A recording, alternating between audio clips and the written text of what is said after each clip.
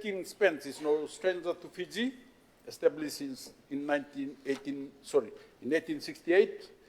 This Sri Lankan corporate leader has a footprint across South Asia, the Middle East, Africa, and right here in the South Pacific. It's a name built on 150 years of trust, innovation, and sustainability. Through its subsidiary, Alpitia Plantations PLC, the company manages over 8,800 hectares of agricultural estate in Sri Lanka, producing tea, rubber, coconut, cinnamon, and oil palm, while expanding into renewable energy, commercial forestry, horticulture, and ecotourism. This depth of experience and integrated approach to agribusiness is precisely what Fiji needs as we modernize and diversify our agricultural sector. It is the kind of partnership that brings not just capital, but capacity, not just investment, but insight. Honorable Deputy Speaker, the first pillar of this partnership is the Palm Oil Development Project in Puno Levu, a landmark initiative designed to convert uneconomical lands into productive, high-yield plantations. The project is expected to transform livelihoods in the north. It aims to raise farmers' average annual income from Fiji dollar 2,500 to Fiji dollar 13,500 per annum, while generating export revenue projected to reach 125 USD million per year once fully established. These are not abstract figures. They represent food on the table, school fees paid, and hope restored for thousands of rural families. At its heart, the project follows a nucleus plasma model, a structure that ensures landowners and local communities remain full partners in development.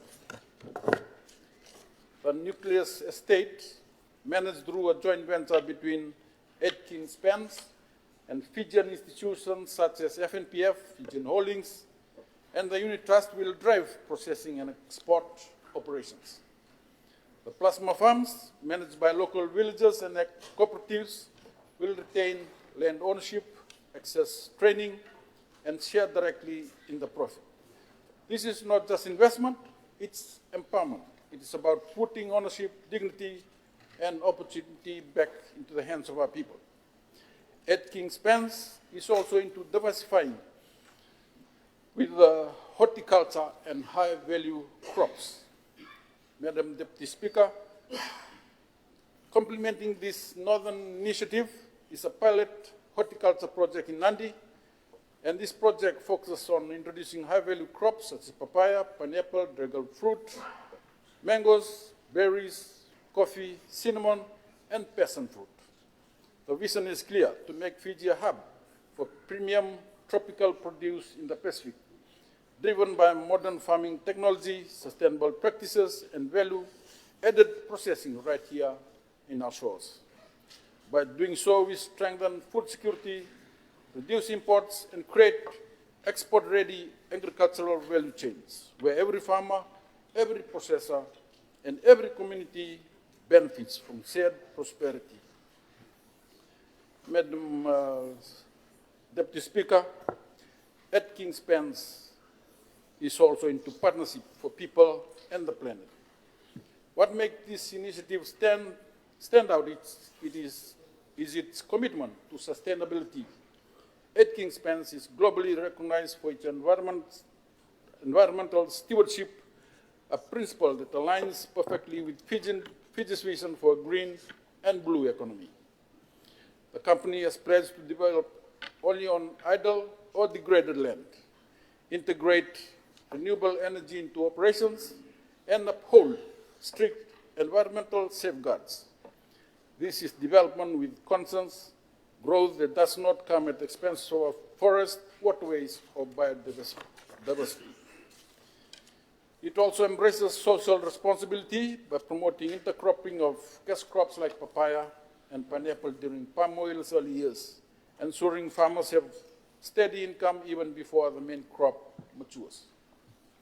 This is how we redefine agricultural process, not as extraction, but as regeneration.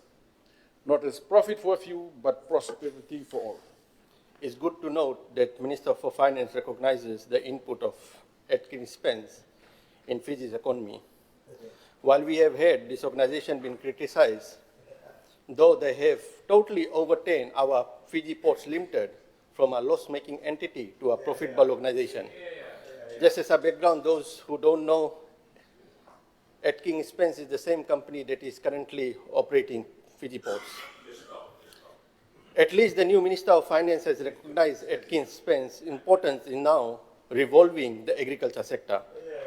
Also, I'd like to acknowledge the former Minister for Trade, Honorable Manua Kamikamida, though he stands up in the Parliament and rubbishes what we have done in past 16 years, but behind the scene continues with our program and policies such as this to showcase himself as a very effective minister. Honorable Deputy Speaker, this initiative represents a strategic and necessary leap towards Fiji's agriculture sector, providing a robust framework to drive economic growth, enhance food security, and ensure climate resilience. It is a major positive step that aligns Fiji's agriculture with global best practices and high-value export markets. The Aitken Spence Plantation Limited Agriculture Initiative is a catalyst for national prosperity through several key channels. By focusing on the high-value crops and establishing a large-scale, efficient supply chain, the initiative will significantly diversify Fiji's export basket beyond traditional commodities. This promises a substantial increase in foreign exchange, aiming at a greater stability for the national economy. Madam Deputy Speaker, the partnership brings in world-class technology, investment, and management expertise necessary to modernize Fiji's farming practice. This large-scale commercial approach sets a new benchmark for productivity and equality, which will ultimately benefit the entire agricultural sector.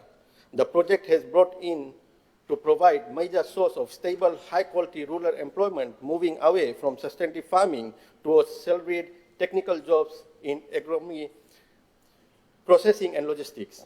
This supports the government's goal of strengthening the private sector engagement in creating sustainable livelihood in rural areas.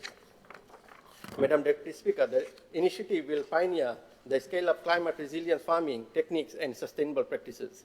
This acknowledged base is crucial for Fiji's long-term food security and will serve as a valuable case study for entire Pacific region. Madam Deputy Speaker, for the initiative's success to be genuinely transformative, its benefit must be seamlessly integrated and transferred to the small-scale farmers.